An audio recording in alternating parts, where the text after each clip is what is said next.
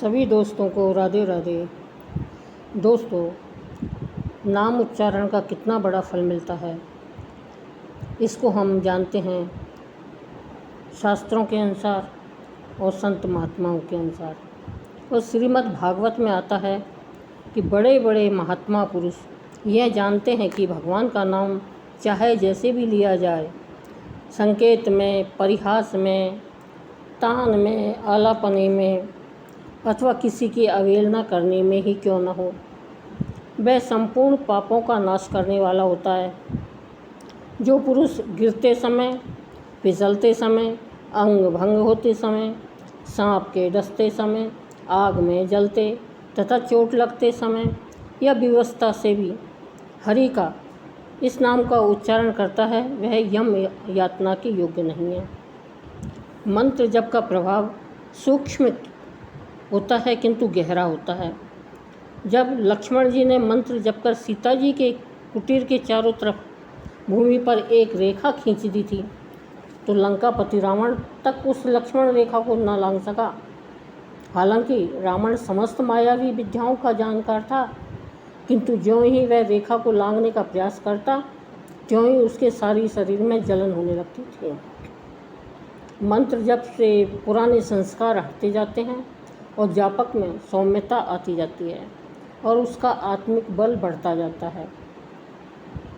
मंत्र जप से चित्त पावन होने लगता है, रक्त के कण कण पवित्र होने लगते हैं, दुख, चिंता, भय, शोक, रोग आदि निवृत्त होने लगते हैं, सुख, समृद्धि और सफलता की प्राप्ति में मदद मिलने लगती है। जैसे ध्वनि तरंगे दूर दूर तक जाती है, ऐसे ही नाम जप की तरंगे हमारे अंतर्मन में गहरी उतर जाती है तथा पिछले कई जन्मों के पाप मिटा देती है। इससे हमारे अंदर शक्ति, सामर्थ्य प्रकट होने लगता है और बुद्धि का विकास होने लगता है।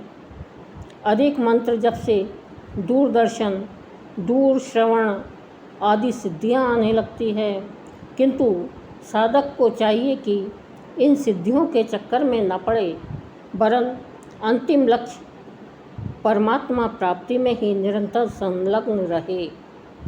मनु महाराज जी कहते हैं कि जप मात्र से ही ब्राह्मण सिद्धि को पा लेता है और बड़े में बड़ी सिद्धि है हृदय की शुद्धि। भगवान बुद्ध कहा करते थे, मंत्र जप असीम मानवता के साथ तुम्हारे हृदय को एकाकार कर देता है। मंत्र जप से शांति तो मिलती ही है, वह भक्ति व मुक्ति का भी दाता हो जाता है।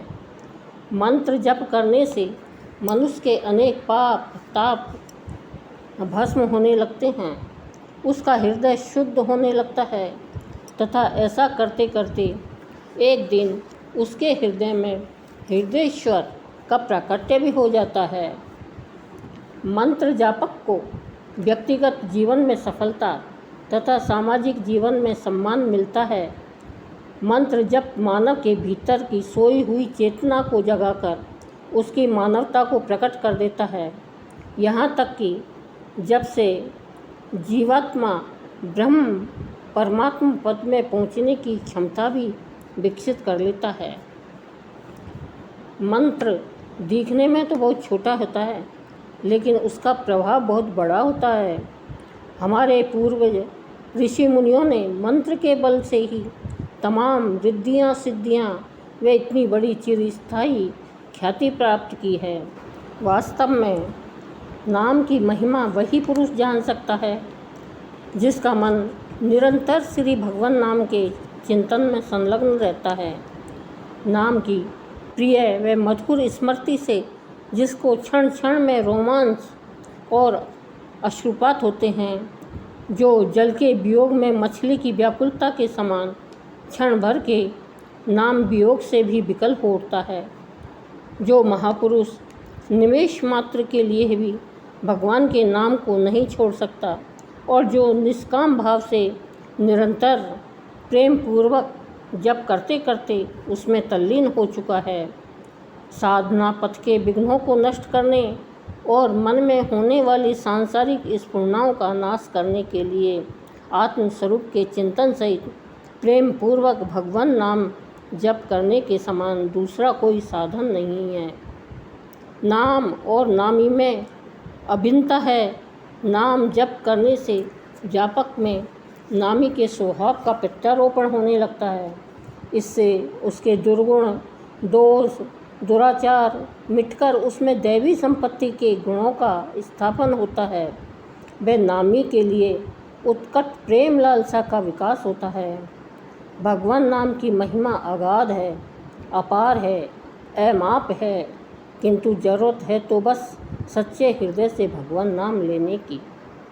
तुलसीदास जी कहते हैं, राम नाम की औषधि खरी नियत से खाए, अंग रोग व्यापे नहीं और महारोग मिट जाए।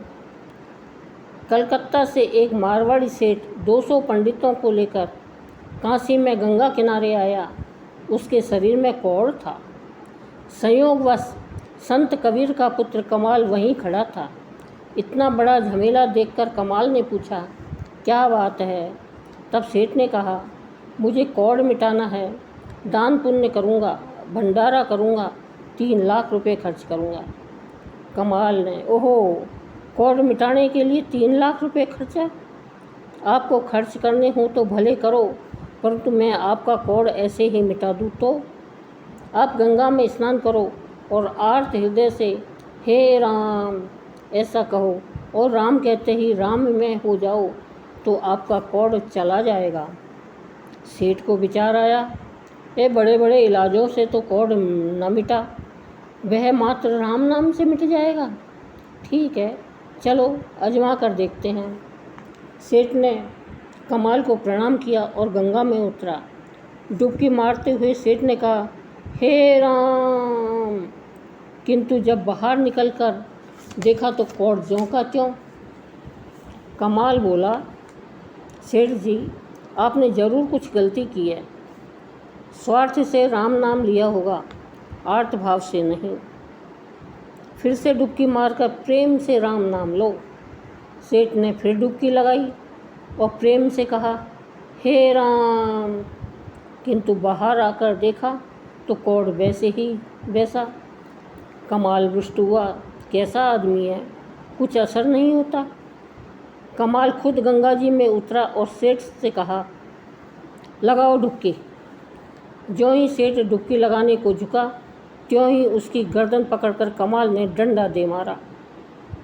सेठ व्याकुल होकर बोल उठा, हे राम। फिर गंगा में डुबकी लगाकर बाहर आया तो कौड़ गायब। सेठ कमाल को लाख रुपए देने लगा। तब कमाल ने कहा, हमें नहीं चाहिए ये रुपए, आप ही इन्हें किसी अच्छे काम में लगा देना। कमाल नाचता कूदता आया और कबीर जी से कहने लगा, पिताजी, आज एक कौड़ी को 3 राम नाम से ही ठीक कर दिया।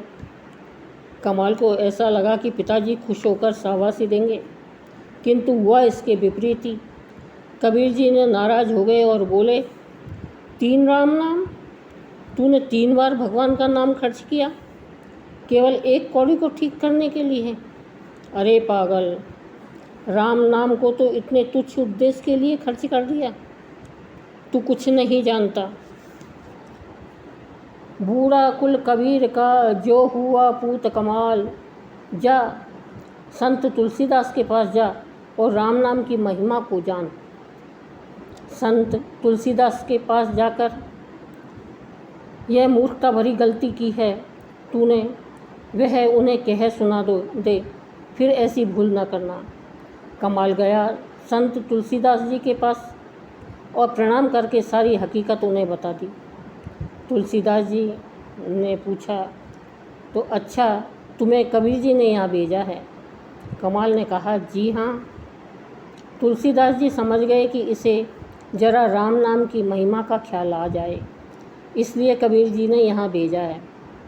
उन्होंने कहा, पूरे गांव में ढिंढोरा पिटवा दो, गांव में जितने भी कौड़ी हो सब तुलसीदास जी के घर पर आ जाएं और सबको ठीक कर दिया जाएगा। ढिंढोरा पिटवा दिया गया। करीब 500 कौड़ी एकत्रित हो गए। सबको लाइन से बैठा दिया गया। तुलसीदास जी ने तुलसी का मात्र एक पत्ता लेकर उस पर राम लिख दिया और उसको पानी के साथ घोंटकर 4-5 घड़ों में डाल दिया। उसके पश्चात वे उस पानी को सब कौड़ियों को छांटने लग गए। जिन जिन कौड़ियों पर पानी के छींटे पड़ते गए वे सब कौड़ी ठीक होते चले गए। कमाल को आश्चर्य हुआ। वह कबीर जी के पास आकर कहने लगा, पिताजी, संत तुलसीदास जी ने तो एक राम नाम से 500 कौड़ियों को ठीक कर दिया। कबीर जी इससे भी संतुष्ट न हुए। फिर उन्होंने कमाल को संत सूरदास जी के पास भेजा। सूरदास जी के पास जाकर कमाल ने कहा, मैंने 3 राम नाम से एक कौड़ी को ठीक कर दिया। संत तुलसीदास ने तो मात्र एक राम नाम से ही 500 कौड़ियों को ठीक कर दिया। सूरदास जी समझ गए कि कबीर जी ने कमाल को कुछ सीखने के लिए भेजा है।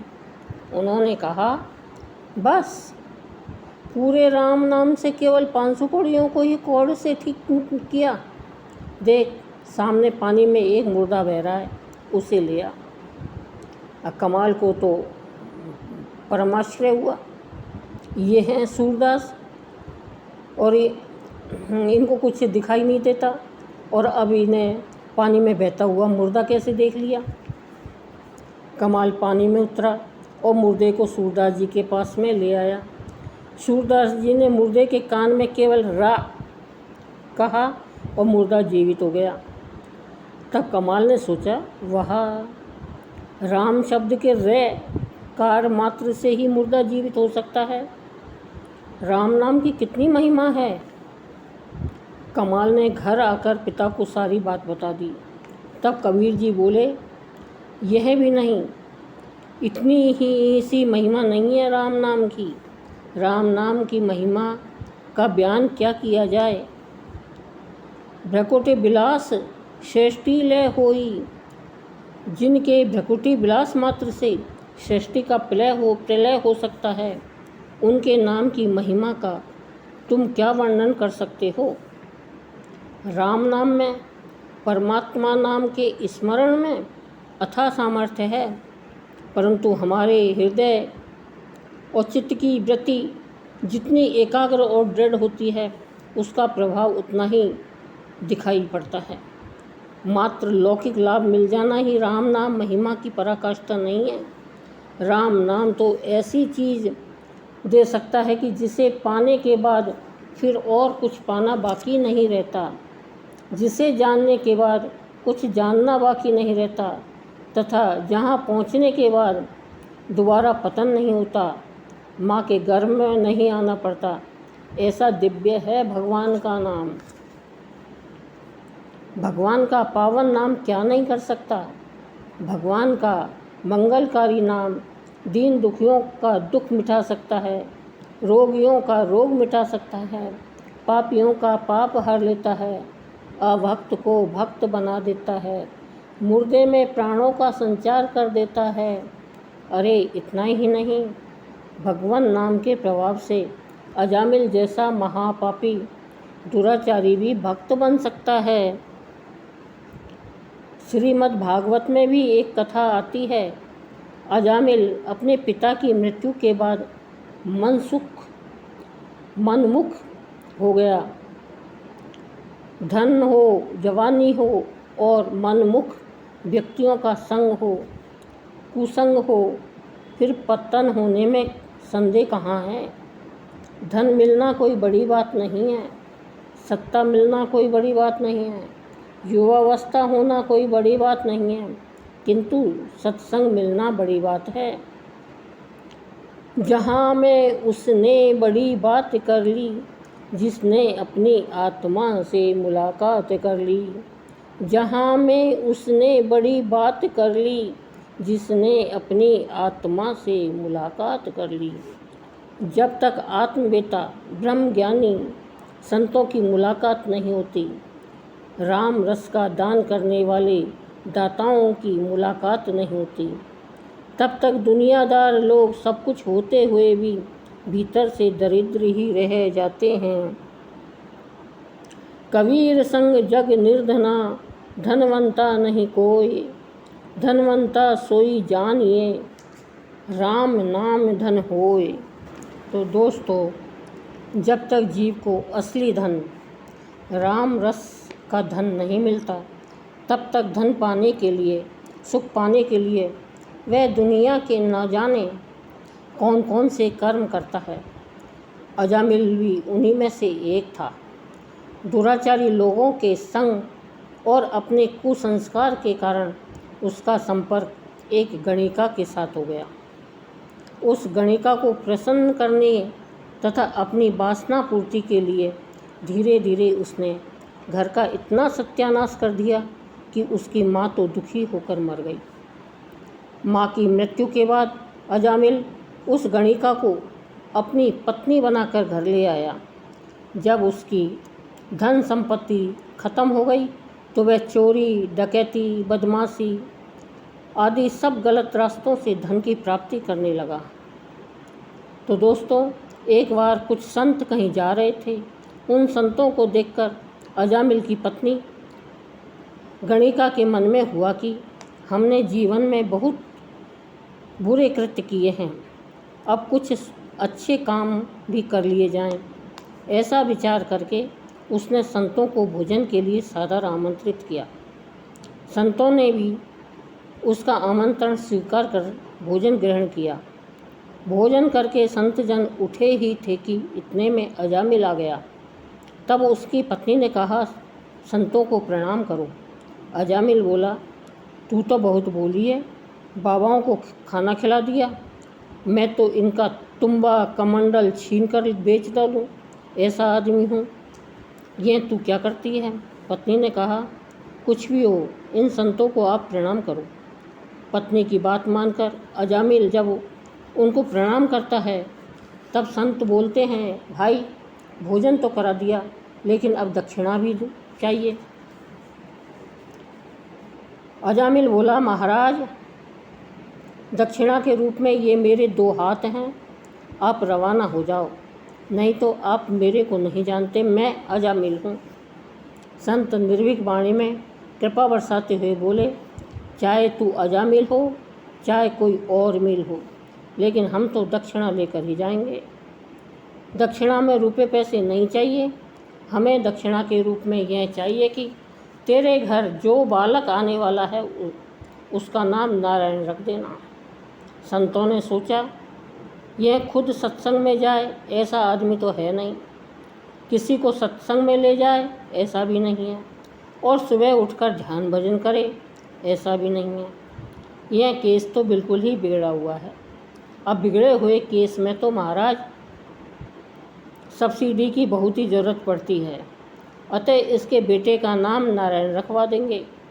छोटे बेटे में पिता की अधिक प्रीति होती है। जब यह बार बार छोटे बेटे को बुलाएगा तो इस बहाने ही भगवान नारायण के पावन नाम का उच्चारण करेगा। हे भगवान, आप इस पर कृपा करना। संतों ने हृदय से संकल्प किया और अजामिल से कहा, हमें अन्य कोई दान दक्षिणा नहीं चाहिए। दक्षिणा में तू केवल यह वचन दे कि तेरे यहाँ थोड़े ही दिनों के बाद में जो बेटा जन्मेगा उसका नाम तू नारायण रख देना। अजामिल ने कहा, महाराज उससे आपको क्या फ़ायदा होगा। संतों ने कहा, तुम्हारे जैसे एक व्यक्ति का उद्धार हो जाए, इससे बड़ा फ़ायदा संतों को और क्या चाहिए। तो दोस्तों, फिर अजामिल बोला, अच्छा महाराज, अपने बेटे का नाम नारायण रख दूंगा। अजामिल को पता नहीं था कि यह छोटा सा प्रयोग उसको कितना कल्याण कर सकता है। समय बीता और अजामिल को पुत्र रत्न की प्राप्ति हुई। उस पुत्र का नाम उसने नारायण रख दिया। अब जो आदमी पापाचारी होता है उसकी अपमृत्यु होती है। हम हर रोज़ 21,600 श्वास खर्च करते हैं। हमारी आयु वर्ष पर नहीं गिनी जाती है, बल्कि श्वास लेने पर गिनी जाती है। हम एक भी श्वास ज़्यादा नहीं ले सकते। मान लो कि आपकी आयु 1 करोड़ श्वास है, तो आप 1 करोड़ 10 श्वास भी नहीं ले सकते हो। 1 करोड़ श्वास खत्म हुए कि आप गए। अगर आप योग करते हैं, श्वास से उच्छादन कम खर्चे करते हैं, तो आपकी आयु लंबी हो सकती है। और अगर भोग अधिक भोगते हैं, श्वास उच्छ्वास ज़्यादा खर्च करते हैं, तो फिर आपकी आयु क्षीण हो जाती है। यही कारण है कि कई योगी 1200, 1400, 2000 वर्ष तक भी जी लेते हैं। कभी कभी संत और योगी लोग सोचते हैं कि भगवत तप को जान लिया, अब शरीर को लंबे समय तक रखने की क्या ज़रूरत है, तो वे शीघ्र ही चले जाते हैं। चांगदेव ने योग बल से अपने श्वासों को रोक दिया था, लेकिन आत्मज्ञान नहीं हुआ, तो ज्ञानेश्वर महाराज की शरण में गए। अब ज्ञानेश्वर महाराज उस समय 22 वर्ष के थे मात्र। अब 22 वर्ष के गुरु हैं और 1400 वर्ष के शिष्य हैं। तो दोस्तों, इस देश ने धन को, पद को, आयु को इतना महत्व नहीं दिया जितना कि आत्मा और परमात्मा के साक्षात्कार को दिया है। जो आत्मा परमात्मा का साक्षात्कार कर लेता है, वह स्वयं परमात्मा स्वरूप हो जाता है। ऐसे भगवत स्वरूप संतों ने अजामिल के घर भोजन किया और दक्षिणा के रूप में उसके बेटे का नाम नारायण रखवाया। उधर अजामिल अपने उस नारायण नाम के पुत्र के स्नेह पास में बनता गया। एक दिन अजामिल मृत्युशैया पर पड़ा और देखता है कि चारों ओर उसके कुकर्म यमदूतों का रूप धारण कर उसे लेने आए हैं। वह बहुत घबराया और अपने प्यारे पुत्र नारायण का नाम लिया। ओ नारायण, ओ बेटा नारायण, ओ आजा नारायण। ऐसा करते करते नारायण नाम उसके हृदय से निकला तो नारायण भगवान के पार्षद आ गए और यमदूतों से बोले, तुम दूर हटो। यमदूत बोले, यह महापापी है, दुराचारी है। पार्षद बोले, यह महापापी हो या दुराचारी हो, लेकिन भगवान का नाम तो लेता है। यमदूत बोले, यह भगवान नारायण का नहीं, अपने बेटे का नाम ले रहा है। पार्षद बोले, भले ही यह बेटे का नाम ले रहा है, किंतु बेटे का नाम भी तो संतों ने ही रखवाया है। संतों का यह संकल्प है कि बेटे का नाम भगवान के नाम पे गिना जाए। तुम दूर हटो। पार्षद और यमदूतों का अलग अलग विरोधी आग्रह अजामिल को स्पष्ट दिख रहा था। पार्षदों की बात युक्त थी, अतः यमदूत चले गए। अब दुराचार के कारण अजामिल की अपमृत्यु होने वाली थी, वह टल गई। 12 वर्ष की आयु उसको फिर से मिली। तब से अजामिल भगवान का बड़ा भक्त हो गया।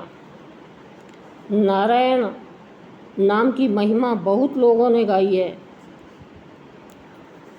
काशी में मालवीय जी कोई भी काम करने से पहले 4 बार नारायण नाम का उच्चारण करते थे।